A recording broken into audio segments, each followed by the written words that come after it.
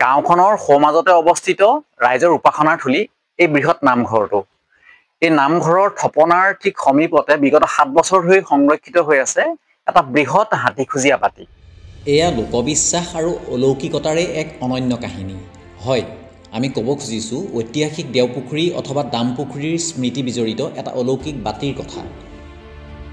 জামুগুৰিহাটৰ সংয়ামাজৰ চুক গাঁৱৰ সমাজত থকা আহোম ৰজা দিনৰ এই পুখুৰীটোতে এটা সময়ত গঞা ৰাইজে বিনা অৰ্থ ব্যয়ে বিচাৰিলেই হেনো লাভ কৰিছিল যিকোনো মাংগলিক অনুষ্ঠানৰ বাবে বৃহৎ পৰিমাণৰ বাচন বৰ্তন।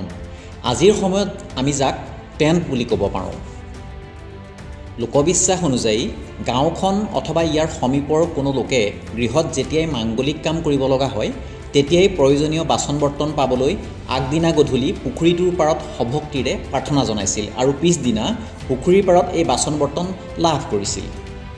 গৃহস্থই অনুষ্ঠান সম্পন্ন কৰাৰ পাছত বাচন বৰ্তনসমূহ পৰিষ্কাৰ কৰি পুনৰ সভক্তিৰে পুখুৰীৰ পাৰত থৈ আহিলে সেয়া আকৌ পুখুৰীত অদৃশ্য হৈছিল হেনো। মানুহে ব্যৱহাৰ কৰা এই বাচন বৰ্তন হৰণ ভগনো হোৱা নাছিল। ইয়াৰ ব্যতিক্ৰম হ'লে অদৃশ্য শক্তিৰ হেনো সকিয়নিৰ সন্মুখীন হৈছিল। বছৰ বছৰ ধৰি চলি অহা এনে পৰম্পৰাত ব্যাঘাত জন্মিল। এনে সামগ্ৰীৰ মোহত আসন্ন এগৰাকী ব্যক্তিয়ে ইয়াৰে এটা প্ৰকাণ্ড বাতি হৰলুকি ঘটালে। তেতিয়াৰ পৰা এই অলৌকিকতাৰ জ্যোতি পৰে। পিছে সেই চুৰি হোৱা বিশেষ বাতিটো ঘৰ বাগৰি বাগৰি অলৌকিকভাৱেই 2018 চনত পুনৰ গাঁওখনলৈ প্ৰত্যাৱৰ্তন ঘটিল।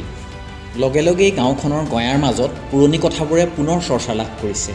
আচৰিত আৰু আচহুৱা যেন লাগিলেও গাঁওখনৰ নামঘৰত আজিও সভক্তিৰে ৰখা বাতিটোৱে তাহানিৰ প্ৰচলিত লোকবিশ্বাসক পুনৰ দহদহীয়া কৰিছে।